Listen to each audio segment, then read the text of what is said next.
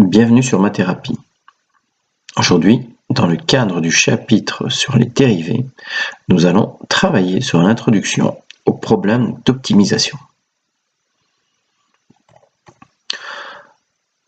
Lorsqu'on vous donne un problème d'optimisation, la première chose à faire est d'essayer de représenter schématiquement l'énoncé du problème, soit par un petit graphique, soit par une petite figure. Si ce n'est pas possible, alors vous pouvez passer cette étape. Quand vous avez ce schéma, vous devez y placer judicieusement l'ensemble des données et identifier quelles sont les variables de ce problème. Parmi les variables choisies, vous en prenez une qui sera l'inconnu.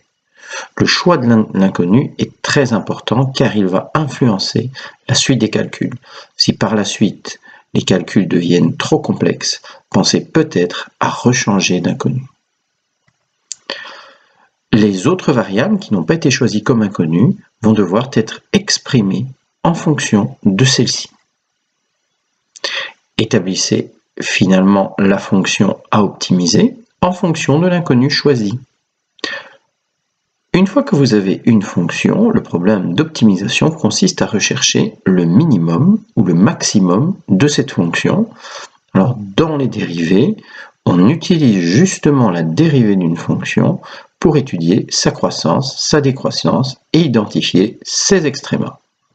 Donc, vous devrez calculer la dérivée de la fonction choisie. Étudiez le signe de la dérivée dans un tableau de signes et déterminer les extrémas éventuels. On termine toujours un exercice d'optimisation en vérifiant la plausibilité des résultats obtenus. Dans un premier exercice, une usine fabrique des boîtes de conserve cylindriques. Sachant que le volume d'une boîte doit être de 1 décimètre cube, c'est-à-dire 1 litre, déterminez ses dimensions, hauteur et rayon de la base de telle manière que la quantité de tôle utilisée soit minimum. Donc vous avez une usine, une chaîne de mise en boîte, une boîte typique cylindrique. Alors ça c'est une image, pour en faire un schéma, elle est représentée, donc modélisée par un cylindre. Ce cylindre, il lui faudra un fond et un couvercle, ça ce seront 2 disques. Voilà comment on peut modéliser une boîte de conserve cylindrique. Les deux variables, à partir du moment où vous connaissez les deux variables, donc ces deux dimensions, vous avez la boîte en question. Ce sera la hauteur de la boîte et le rayon de sa base circulaire. Placez donc judicieusement l'ensemble des données, donc les variables sont déjà placées. La seule donnée que nous avons dans l'exercice, c'est 1 décimètre cube, c'est-à-dire 1 litre. L'inconnu que je vais choisir ici, le rayon du disque en centimètres, plutôt que de travailler en décimètres. J'exprimerai l'autre variable, donc la hauteur, en fonction de ce rayon. Le volume d'une boîte cylindrique, c'est pi fois r carré, l'aire de la surface du disque, fois sa hauteur. Pi r carré h est donc égal à 1 décimètre cube, soit 1000 cm3.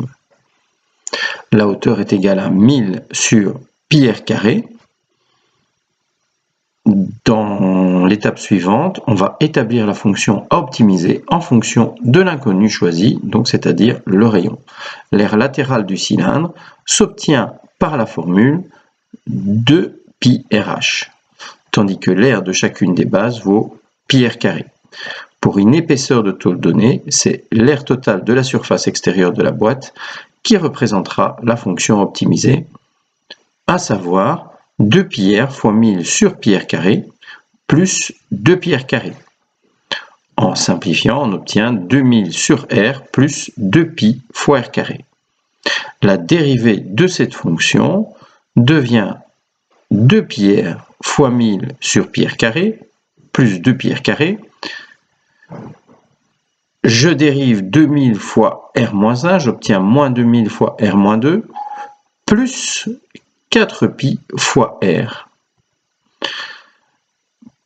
Pour le tableau de signes, je vais donc rechercher les valeurs qui annulent cette dérivée, c'est-à-dire moins 2000 divisé par r carré plus 4r doit être égal à 0.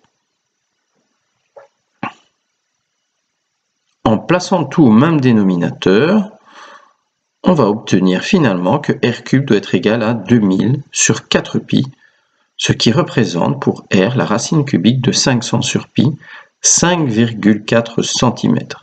Voilà le résultat optimisé pour cette boîte de conserve.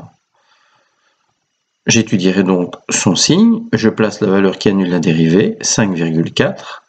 Elle est négative à gauche, positive à droite. Il s'agit donc bien d'un minimum.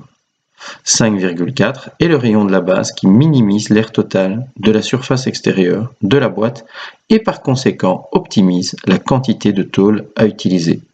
Finalement, nous vérifierons la plausibilité des résultats obtenus.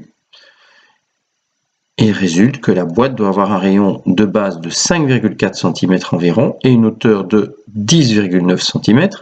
C'est plausible en comparant avec un cube de 10 cm de côté qui donnerait un volume de 1 décimètre cube. On peut y placer la boîte de conserve. Voilà, j'espère que j'ai été clair et à bientôt sur Mathérapie.